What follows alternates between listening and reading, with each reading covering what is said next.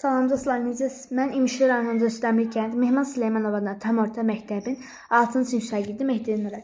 Bugün sizlərlə Harmen Melville'in Moby Dick əsəri haqqında danışacağam. Bu əsərin mən sizə sonlarından danışmaq istəyirəm. Sonlarında sizə axırıncı görüş haqqında danışacağam. Burada iki əsas baş qəhrəman var. Onlar Kaptan Ahav və Ağbalina. Yəni gördüyünüz Moby Dick'dir. Burada yazılır ki, axşam düşdü. Yenə eyni qaydada idik. Sonra biz Kaptan Ahav yəni soruşur ki, balina hardadır? Hansı istiqamətdə gedir və necə hərəkət edir? Görünürmü? Ona dedik, görünmür. Sürətlidir və əks istiqamətdə gedir. Dedi, yaxşıdır. O keçdi gəminin arxasındakı, yəni arxa hissəsindəki stoluna. Stolda papağını endirdi gözünə qədər və dan yerə sökülənə qədər yatdı. Bu gündə belə gün açılana qədər belə davam etdi. Hər dəfə durub o baxırdı ki, görək səhər açılıb ya yoxsa yox. Bir dəfə durdu, gördü ki, dan yerə sökülməyə başladı. Yəni artıq dan yerə sökülür. Sonra getdi. Və getdikdən sonra dedi ki, avarları qaldırın, yelkənləri salın. Biz hücuma keçirik. Getdilər və ortada onların gəmisi idi. Ortada onların gəmisi olduğu üçün balinanın gözləri dedilər ki, daha baş hissələrində olduğu üçün ortanı hücum etdiyi də görmür. Lakin onun bir məqsədi var idi ki, gəmiləri parça-parça etmək. Nəsə qısa danışım buradan.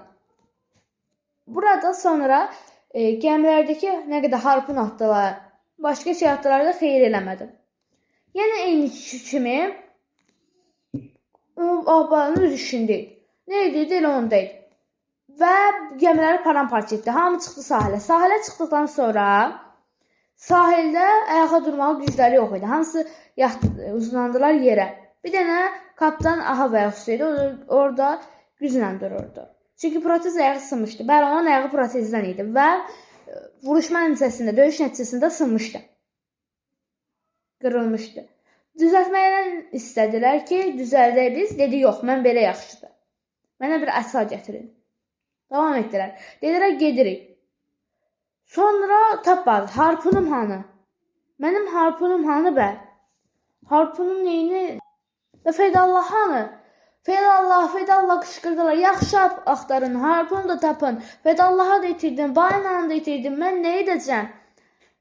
Sonra dedi, indi yadına düşdü ki, harpunu balinaya atmışdı. Dedi, o bütün qəzəbi, kini ağlını başdan aparmışdı.